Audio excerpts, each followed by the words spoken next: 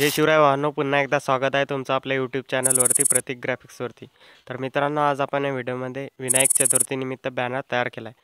तर बॅनर कसा वाटला हे कमेंट करून नक्की सांगायचं आहे.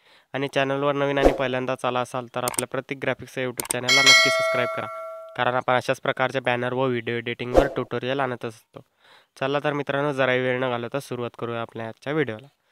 तर सर्वात अगोदर तुम्हाला दोन ॲप्लिकेशन लागणार आहे, एक पिक्सल लॅब आणि झेड आर्चर. तर या दोन्ही ॲप्लिकेशनची लिंक आपल्या डिस्क्रिप्शन बॉक्समध्ये दिलेली आहे.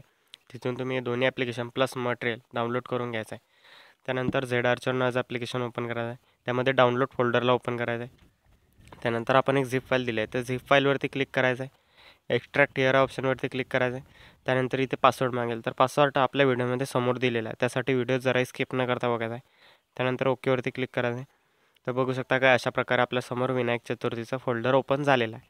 तर फोल्डर ओपन झाल्यानंतर तुम्ही बघू शकता त्यामध्ये PLP फाईल दिलेली आहे. तर PLP फाईल ओपन करण्यासाठी पिक्सल लॅब ॲप्लिकेशन ओपन करायचं आहे. 3 डॉटवरती क्लिक करायचं आहे. ओपन .plp फाईलवरती क्लिक करायचं आहे आणि .plpवरती क्लिक करायचं आहे. आपण ज्या फोल्डरमध्ये आपली फाईल एक्स्ट्रॅक्ट केली होती त्या फोल्डरला ओपन करून घ्यायचं आहे. तर बघू शकता फोल्डर ओपन झाल्यानंतर काय अशा प्रकारचा इंटरफेस आपल्यासमोर आलेला आहे. तर PLP फाईलवरती क्लिक करायचं आहे. ओपन अँड ॲड ऑप्शनवरती क्लिक करायचं आहे. त्यानंतर अशा प्रकारे आपली PLP फाईल इथे ओपन झालेली आहे. बघू शकता एकदम खतरनाक आपली PLP फाईल ओपन झालेली आहे. तर यामध्ये तुम्ही काही ॲडजस्टमेंट करायचे असतील, समजा इकडे तिकडे सरकवायचं असेल तर इथून लेअर लॉक केलेला आहे, लेअर अनलॉक करायची आणि पोझिशन चेंज करू शकता. तर यामध्ये तुम्हाला काही अजून चेंजेस करायचे असतील तर तुम्ही करू शकता, पण माझ्या मते यामध्ये काही चेंजेस करण्याची आवश्यकता नाही आहे. तर हे सेव्ह करण्यासाठी आता 3 डॉटवरती क्लिक करायचं आहे. एक्सपोर्ट इमेज ऑप्शनवरती क्लिक करायचं आहे.